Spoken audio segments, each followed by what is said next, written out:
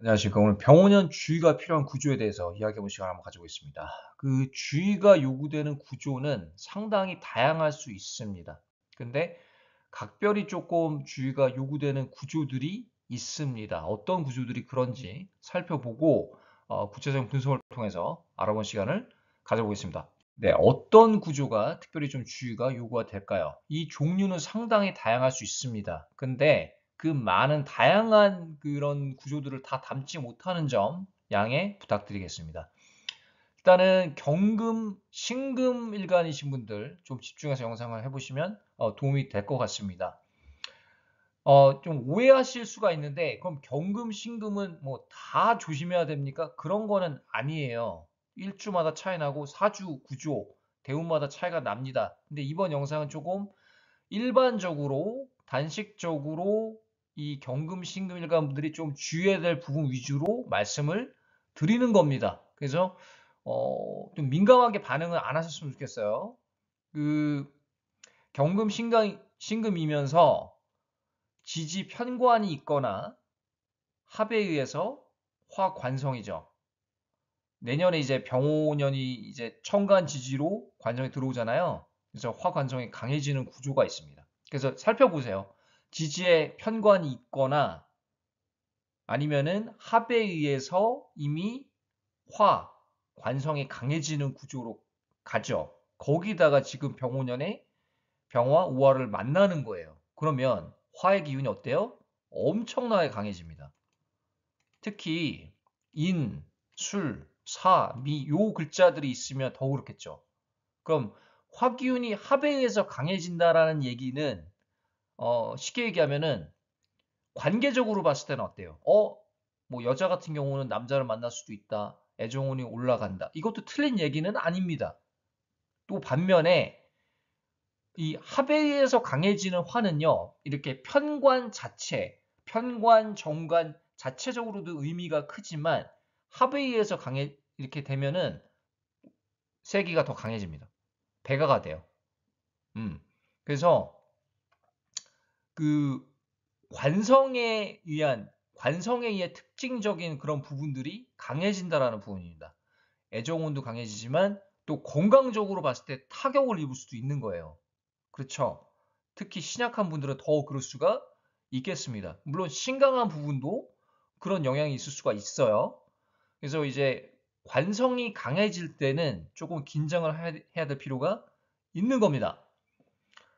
그리고 방금 이제 언급드렸지만 비겁 인성이 약하고 원국의 관성이 많은 경우, 그러니까 보편적인 경우죠. 되게 일단 약한 경우예요. 쉽게 얘기해서 신약한 경우인데, 근데 원국에 화균이 많아요. 물론 이제 또 합이 되고 충이 되고 차이는 나죠. 그렇지만 일반적으로 관성에 관성이 많다라는 거는 내가 많이 눌려 있다라는 겁니다. 지병을 달고 살 확률이 높고 잔병 치레가 많고 또 메이저한 그런 질환 질병에 노출이 잘 됩니다. 환경적으로, 운적으로 그래요. 그게 관의 속성입니다. 그냥 뭐 남자운, 직업운 요거만 얘기하는 게 관이 아니고요.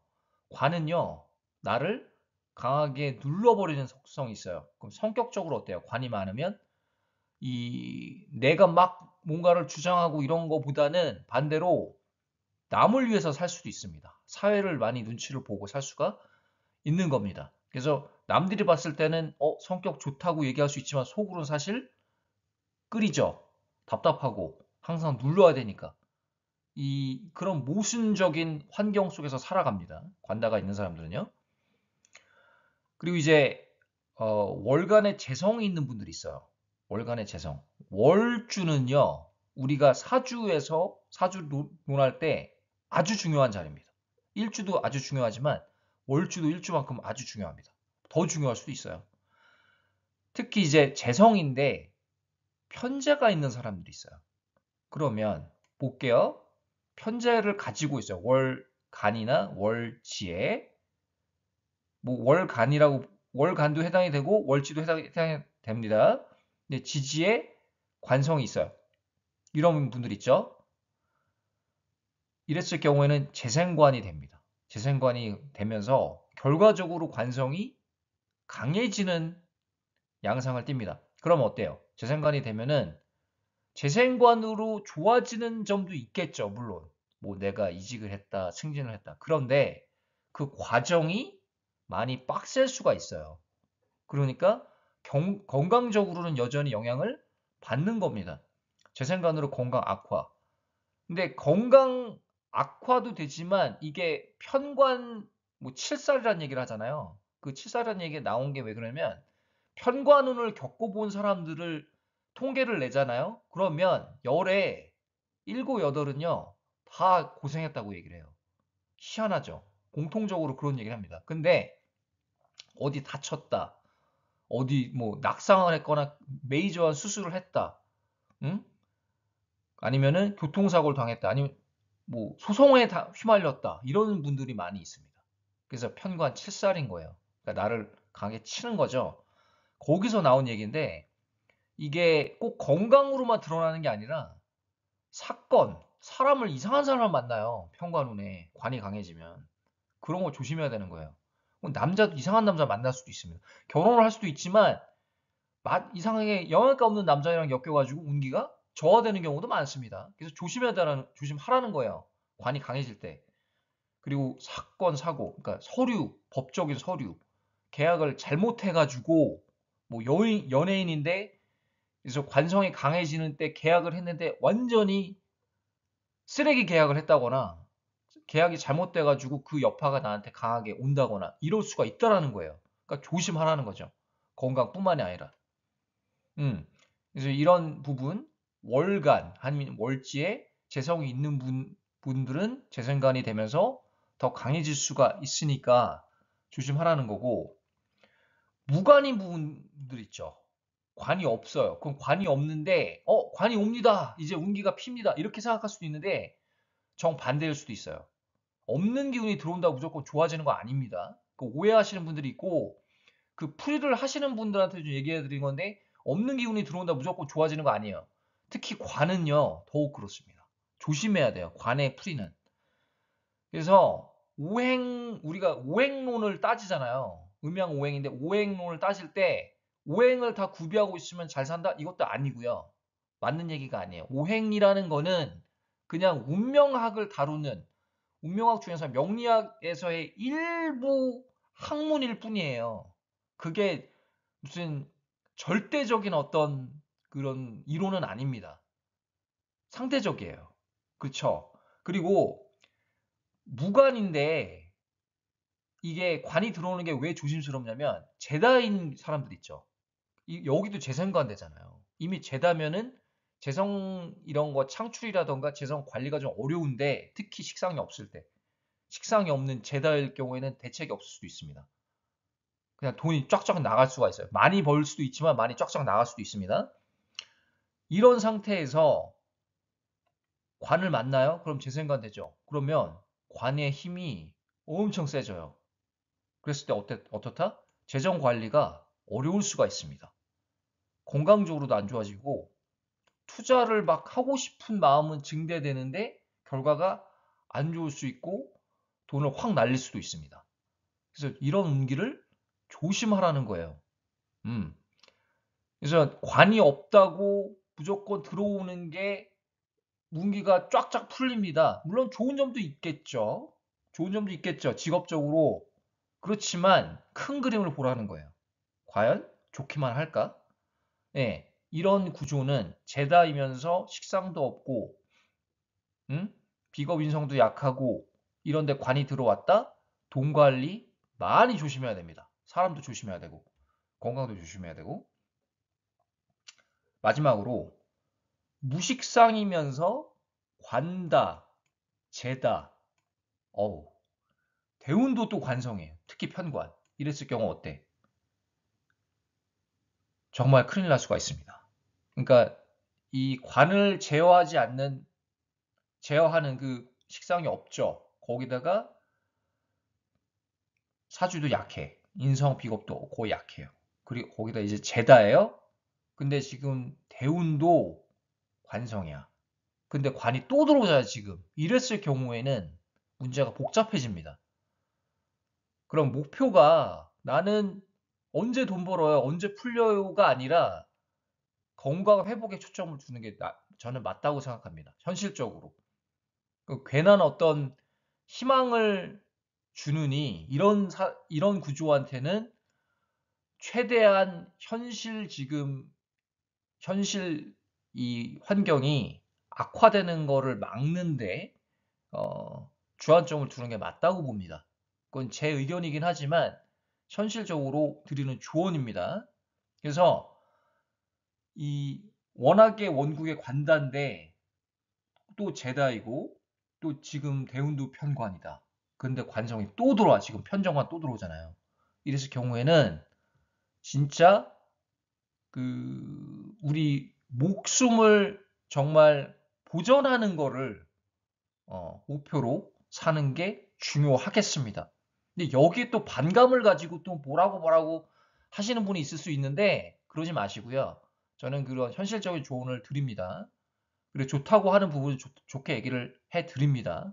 그래서 자기 사주를 한번 들여다보시고 어떤 특성이 있는지 한번 잘 아는 게 인지하고 있는 게 중요하겠습니다. 그러면 다음 이제 슬라이드는 좀 주의해야 될 구조를 3주를 통해서 분석을 해보겠습니다.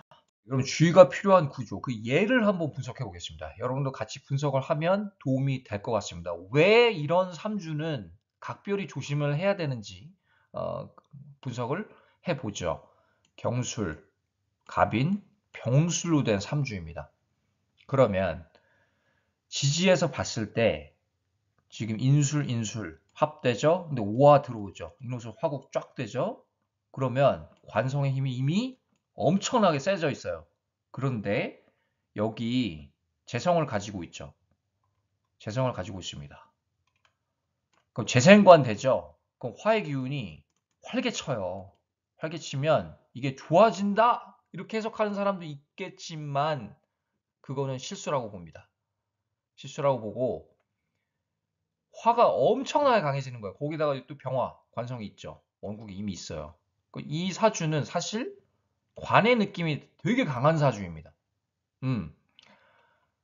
그래서 병오년 같은 때 어떤 양상으로 운이 흐르냐면 지지 인호술합 있죠. 또 재생관에서 지병이 악화될 우려가 아주 큽니다.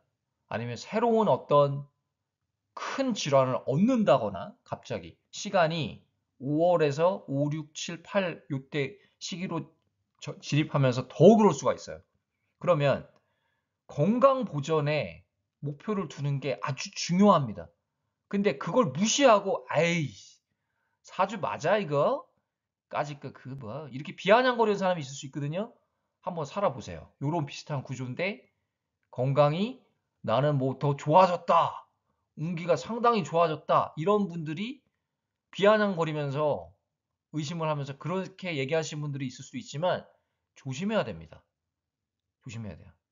물론 이 양의 글자들이 많아서 뭐라 그럴까 자존심은 셀 수 있어요. 이런 사람은 겉으로 내색을 안 할 수도 있지만 속으로는 타들어갈 수도 있습니다.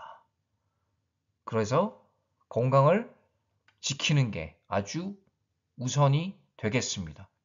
근데 건강 보전의 목표를 두라고 얘기하면 자존심이 상할 수도 있잖아요. 이런 3주는. 그러니까 이제 마음의 문제예요. 사실은. 마인드의 문제입니다. 그 자존심을 상해할 필요가 없고 현실을 직시하는 게 중요하거든요.